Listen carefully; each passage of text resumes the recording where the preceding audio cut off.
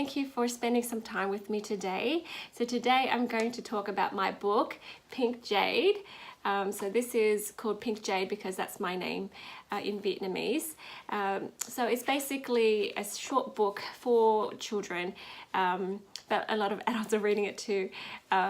It's just a story of my exodus from Vietnam, and you might have heard about the boat people. So I wrote it for my children, and it just grew and became a book. So anyways, it's about human struggle and triumph. It's something that I'm hoping that you can relate to, and it's about human overcoming trials and obstacles and growing, and that happiness is a choice, okay, no matter what's happening. So here we go. So I'll start with my childhood. It's a lot different to the childhood that my kids have right now. Of course, I didn't have a home, too much of a home at that time.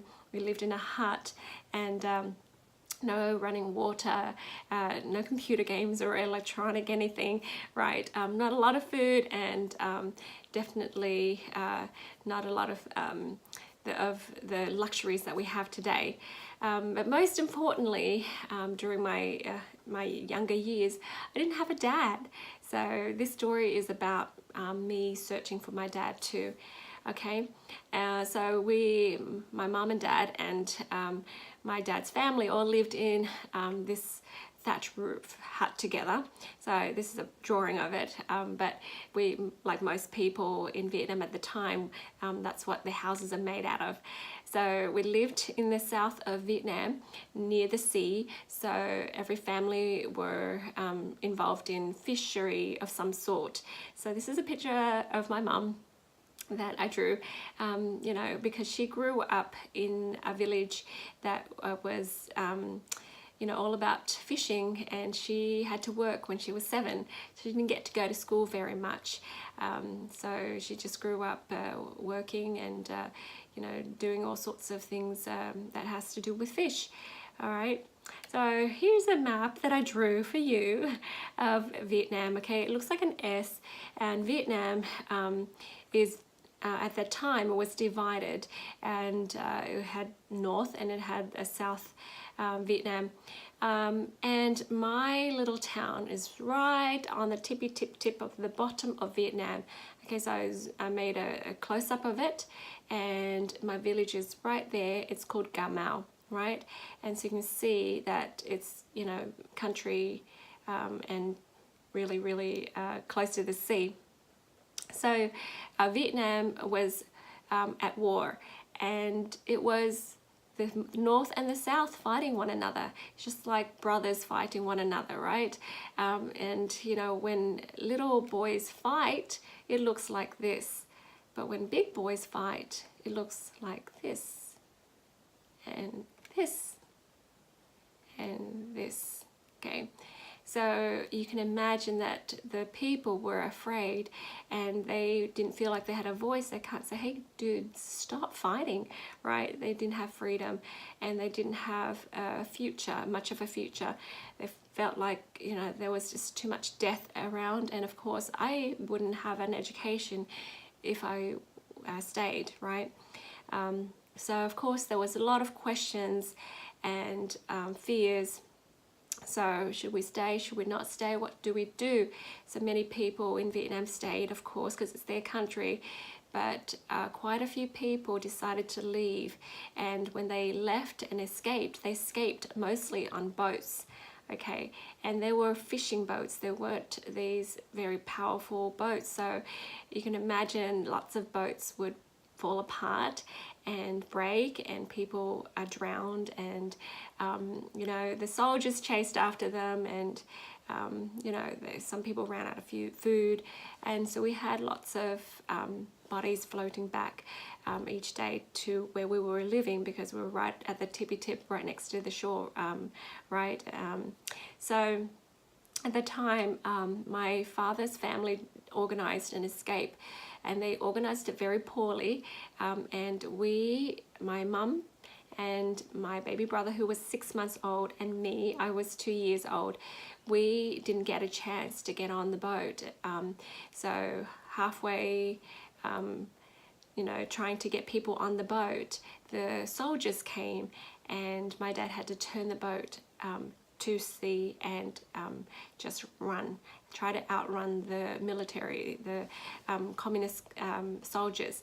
And when we heard about that, you know, we were stuck in Vietnam, and we didn't know if my dad escaped the shooting or if he had died too.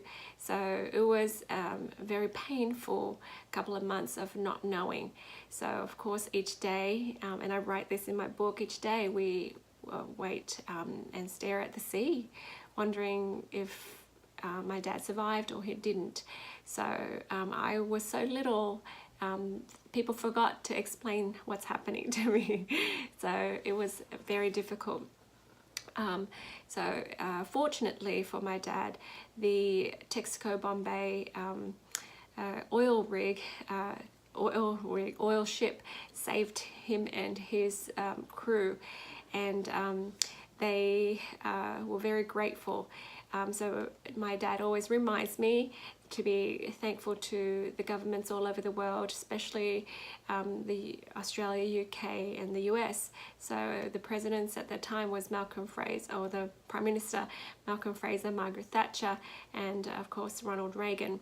So he said that they were awesome people, that they opened their countries up and created a home for people like us who don't have a home, okay? So we were so excited to hear that when my dad was rescued, there was about 3 months in between, he was rescued and put in a refugee camp in Singapore. And when we heard the news, we received a telegram that he was safe and that was heading to Australia. We were so relieved, and we had a lot of hope that maybe one day we'll be reunited again as a family.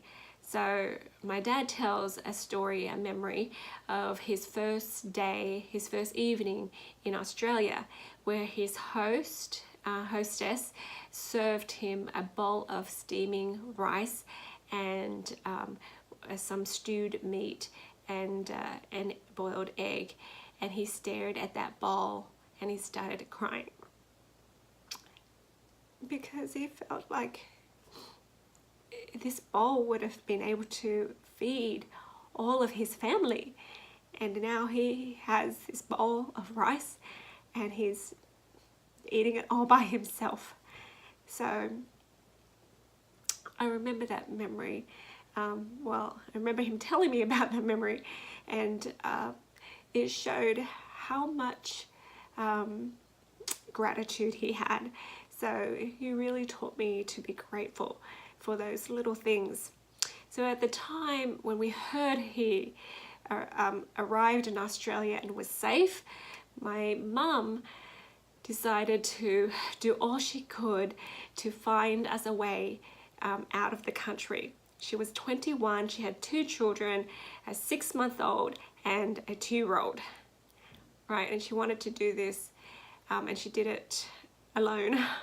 So she went about begging people, secretly begging people if they were planning to escape, if she could come along. But at the time we didn't have money, so we didn't have an ability to pay for the fare to go. And eventually, through the grapevine, somebody heard that my mum wanted to come along, and they felt pity on her and they gave her an opportunity. So this wonderful family helped us escape. So we escaped in the middle of the night, and we snuck onto our little boat. And compared to the boats that have gone before us, this was even smaller, and those boats weren't big either. So, you know, this was a huge risk. My mum said she didn't know what came over her, but there was this powerful drive. And she said if she'd looked back and she was smarter, she would have been, you know, really too scared to go. but you know, she said, I don't know what it was, but she just felt like she could go and that she would make it, right?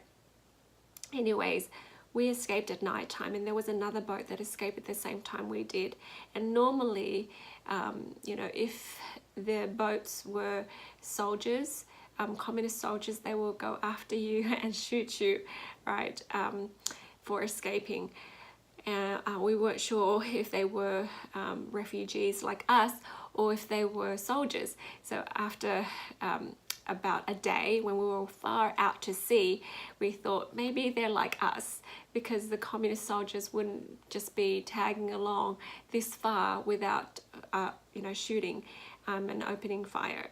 So we came up to the surface to look, because we were hidden inside the boat, and you know, they were doing the same too. So we saw them and they saw us, and so we started to chug along the sea, the South China Sea, and then all of a sudden our boat stopped working. The motor broke down, and the other boat kept on going.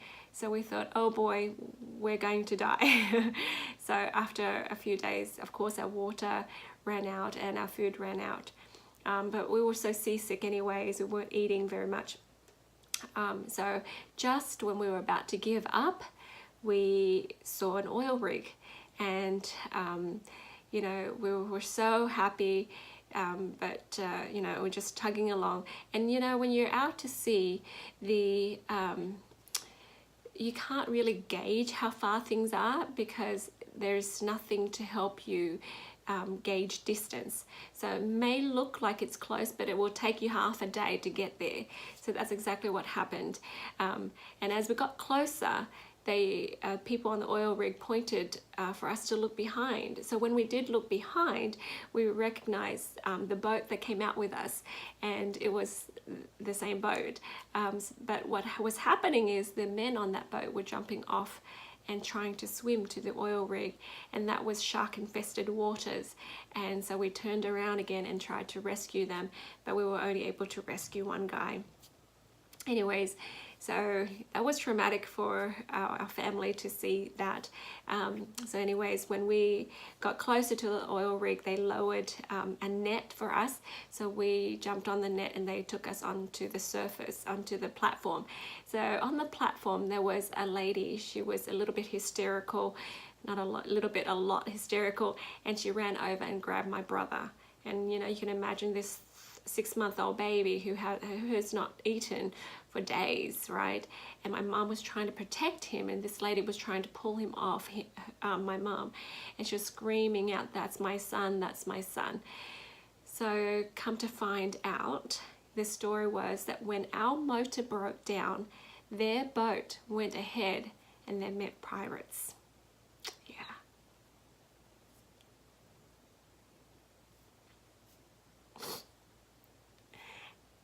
And she lost her son. So that's why she ran over and tried to pull my brother off my mum. We felt so sorry for them.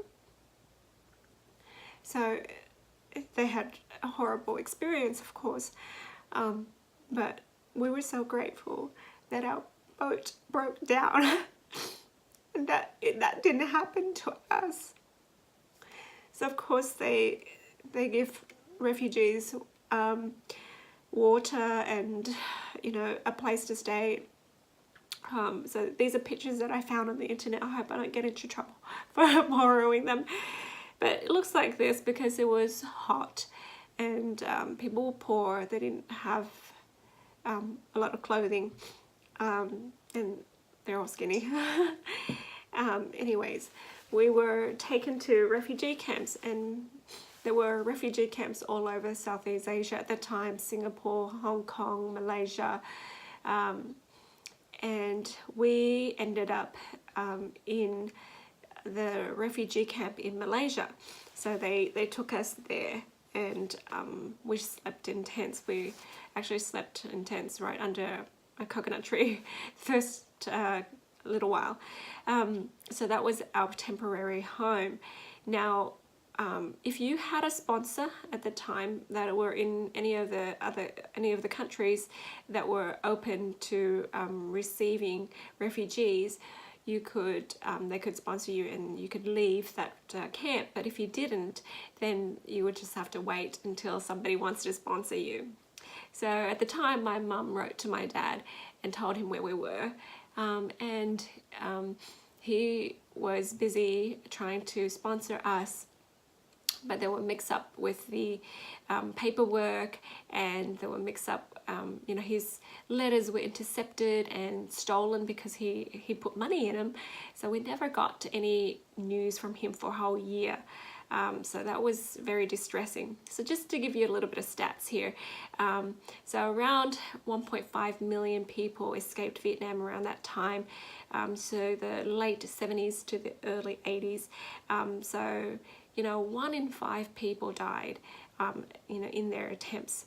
So you can imagine the people that ended up there were, you know, only the remainders, right? So it was really a tough time during the stay in the refugee camp because, you know, it's camp, can you imagine? And we're not knowing where we were going and what was happening, and you know, so the stress and the trauma of what you know, there's so much happened during that time. Anyways, finally, you know, some things worked out, and so we were almost there for 2 years, and we received news that we were able to go to Australia and be sponsored. And so that was really good news, and my dad sent money that was finally able to be delivered, and it wasn't stolen for some reason. Okay, so this is something funny about my culture, my Vietnamese culture. So and I think Chinese culture is the same too. So if you had money and you wanted to look better and look like you're not so poor, you do a perm. Look, I have long straight hair, so for some reason the perm was supposed to look good, but check it out, look at me, you know, I just have this funny fluffy afro on my head, and that was what my mom did to help us get ready to leave and to greet my father. So that was funny. Anyways, so this is another picture of us saying goodbye to the refugee camp after 2 years. That's my brother, now he's 2 and I'm 4. So here's another picture of my mum and my brother and I. So, you know, we were at the airport. They flew us to Australia at the airport, and you know, the whole time we were there, my mum wanted to give up so many times, and I had to remind her, we're going to see Dad, we're going to see Dad, we're going to see Dad, don't worry, don't, you know, go doing other plans, because this is our plan. So I repeated this so much in my mind, and so I replayed me running into my dad's arms so much that that kept me going. So at the airport in Sydney, while my mum was trying to do the customs paperwork, I saw an exit, and I saw people exiting there, and I knew that my dad was on the other side. And I ran out without my mum to find him, and he was there. So after 2 years, we were reunited again. It was so awesome. So now we begin our life in Australia, and just adjusting to the new culture, the new language, and just a whole new home for us. And that was an awesome experience. So here's a picture of me, this school picture of me. And look, guess where I am? That kid in the wrong colored uniform. I did have a uniform, there's a story there. So you think, that's good, right? Everything's good now, I'm safe, and now I have a home. But us humans, we have something, when we have something that's disturbing, that's traumatic for us, we have to process it. And when our body has a hard time processing it, we have something called PTSD, okay, post-traumatic stress disorder. So I didn't know at the time, but that was what I was suffering from. Every night, I'd wake up in a sweat. I see pictures of people dying, and I hear the noise, and it feels so real. So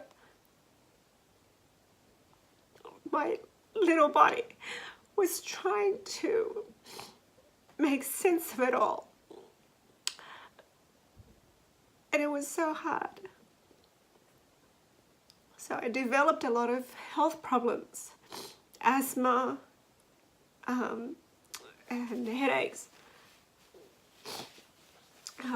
You know, as much as I tried to be normal and adapt to the new world, there was a lot of stress, right? So for a little kid, you know, that was a lot to deal with, right? Even for anybody. So what I did was I discovered how to change that post-traumatic stress disorder into post-traumatic growth. It took me a while until I figured this one out, but I did. And so it taught me some big lessons, right? It taught me that I don't have to be a victim all my life. Just because I started out being a victim, I didn't have to continue that mentality. So I learned that becoming friends with God changes everything. I learned that you have to give back to the world no matter what's happened to you, that you can live a life of gratitude, and that serving others is a way to show that gratitude, and that God has provided for us. He's provided plants and solutions to help us heal, and heal at the core, not just the symptoms. He heals us at the core, the beliefs, the thoughts, the traumas. So when I started healing, I felt so liberated, and I just wanted to spend the rest of my life dedicated to helping others who've been through traumas, to help them be liberated too. That trauma, it doesn't have to define them. It does not define you. Sorry. Okay, I love this quote. Life's challenges are not supposed to paralyze you. They're supposed to help you discover who you are. Isn't that great? Thank you, Bernice. So, whatever it is that you have gone through, it doesn't matter if it's worse than this or less than this, it doesn't matter. If it's trauma, right? If it's fear, if it's hardship, if it's stressed, whatever it is, you can overcome it, right? There is a solution. So that's the message that I wanted to share with you. Thank you for letting me share my book with you today. Sorry about the tears. But you can find more information on this book, on how to get it, on my website, jadebalden.com. And if you want to talk to me about how to heal from traumas in a natural way and heal at the core with God's help, talk to me. Just go to my website and contact me. I can be found on Facebook and, you know, other social media. I'm very contactable. So that's all. I hope you enjoy the book, and if you like this video, please share it with your friends and subscribe to my channel, where I can share with you a lot more awesome information about how to heal your body from the root up. Okay, so that's all. Take care, and lots of love, light and healing to you. Bye for now.